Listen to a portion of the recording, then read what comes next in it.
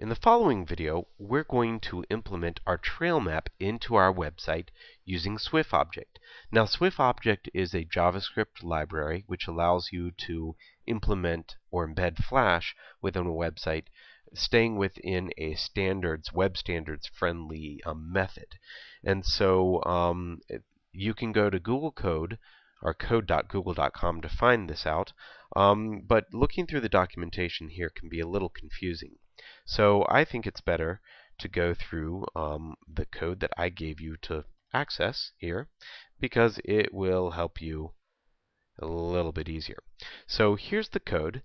All we have to do is first put the script at the very top of our head section. So this is a link to the JavaScript file. So I'm going to go to Dreamweaver, go to Code View, and right after the head tag, I want to paste that code. And that's the link to the JavaScript file. Now, I haven't even put the JavaScript file in there, come to think of it, and that file's right here. So right-click on it, choose Save Link As, and save it into your folder. And I already have a copy of it there from a previous tutorial. So you'll be saving it into the same folder, and that way it'll be linking to it. The next thing that you want to do is locate your Swift file for your trail map and move that into your DuPont folder as well. And I've moved that trail map into there. And if you can't see it when you first come back to Dreamweaver, then go ahead and click on the refresh button, and then it'll show you any new files that you've put into that folder. The next thing that I need to do is get the next code, which is this code right here. And this is the code which will show on that Swift file. So let's go back to Dreamweaver, and we need to find out where we're going to be placing that. So at the very bottom of this file, I have a place where he's got some code right here, and that's where this is going to go. So I can delete that and go to Code View and paste. Now, I don't really need this particular paragraph. I can just paste right over that with Control V. Now, the Swift object says embed Swift, and then it has a link to a file. This file is that trail map Swift over here. So I'll call that trailmap.swift.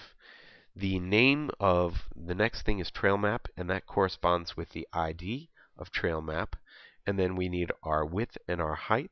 Our width was 550 and our height was 400. And this last thing which needs to be there is which version of ActionScript or which version of Flash we're looking for. We could probably go back a little bit further than 9. Actually, no, we can't, because we're using ActionScript 3. So we have to have 9 or above in order to make it work. The next part under here is div ID equals trail map, and this is information that will be shown if they do not have Flash on their website or on their computer. So I would suggest that you type in some information about your map. This is a map of the Bend Trail at DuPont Forest. And you might want to put more details than just that. And of course, I'm not really sure that that's the name of it, but it sounds good to me.